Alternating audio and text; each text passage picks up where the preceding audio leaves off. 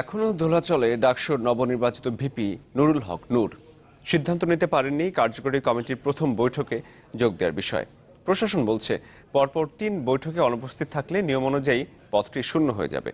এদিকে প্রধানমন্ত্রীকে আজীবন সদস্য পদ দেওয়ার প্রস্তাব করবে ছাত্রলীগের নির্বাচিত প্যানেল। আর নতুন নেতৃত্বের কাছে ক্যাম্পাসে মৌলিক সমস্যার সমাধান চান শিক্ষার্থীরা। আজিম খান রনির ছবিতে শামীমা সুলতানার রিপোর্ট। দীর্ঘদিনের অচলায়তন ভেঙে ক্যাম্পাসে এসেছে নতুন নেতৃত্ব। কেন্দ্রীয় ছাত্র সংসদ এবং হল সংসদ নির্বাচনের আগে প্রত্যেক প্যানেলই তাদের ভবিষ্যৎ কাজের ইশতেহার দিয়েছিল। এখন সময় এসেছে তার বাস্তব প্রতিফলন দেখার। এ নিয়ে শিক্ষার্থীদের মাঝেও আগ্রহের কমতি নেই। সবাই চান শিক্ষার্থী বান্ধব ছাত্র সংসদ।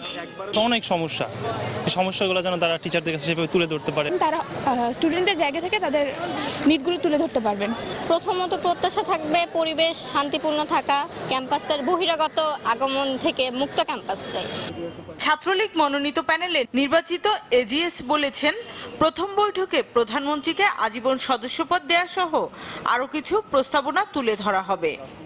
জাতীয় রাজনীতির সেনদৃষ্টি যেন ঢাকা বিশ্ববিদ্যালয়ের উপর না পড়ে, ঢাকা বিশ্ববিদ্যালয়ের শিক্ষার্থীদের যার যার ব্যক্তি স্বাধীনতা মতের অধিকারের সংরক্ষণের জন্য যেন ঢাকা বিশ্ববিদ্যালয়ে কিছু প্রথা আমরা চালু করতে পারি। তবে ভোটের দিনই নির্বাচন বর্জন করায় আদর্শিক জায়গা থেকে দায়িত্ব না নেয়ার ঘোষণায় অনড় হল সংসদে নির্বাচিত প্রগতিশীল ঐক্যজোটের সদস্যরা।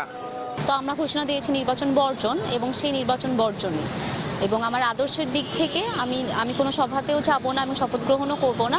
কোটা সংস্কার আন্দোলনকারীদের প্যানেল থেকে নির্বাচিত ভিপি এবং সমাজসেবা সম্পাদক এখনো দায়িত্ব নেয়ার সিদ্ধান্ত চূড়ান্ত করেননি। তবে দায়িত্ব নিলে ইশতেহার বাস্তবায়নে গুরুত্ব দেওয়ার কথা জানান ভিপি। আমার সংগঠনের যারা আমার সাথে নির্বাচন করেছে এবং যারা আন্দোলন করছে কিংবা বিভিন্ন সময় আমাদের সাথে একাত্ম হয়ে কাজ করেছে, তাদের সাথে আলোচনা করে এই সিদ্ধান্ত নেব। উপাচার্য বলেছেন, কেউ যদি পরপর 3টি সভায় অনুপস্থিত থাকে তাহলে এমনিতেই পদ বাতিল হবে। নানা রকমের প্রতিশ্রুতি তারা দিয়েছে এবং আমার মনে হয় সেগুলো একটা একটা ধরে সেখানে বিশ্ববিদ্যালয়ের একটা সামর্থ্যের ব্যাপার আছে, তার একটা আর্থিক সামর্থ্যের ব্যাপার আছে, সেই সমস্ত বিষয় একটা সমন্বয় করে তারা কাজ করবে। এটাই তো আসলে সাধারণভাবে আমরা বিবেচনা করি। জানান, ডাকসুর মূল কাজ সাংস্কৃতিক এবং বুদ্ধিবৃত্তিক।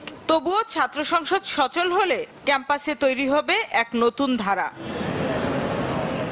শামীমা সুলতানা, চ্যানেল 24, ঢাকা।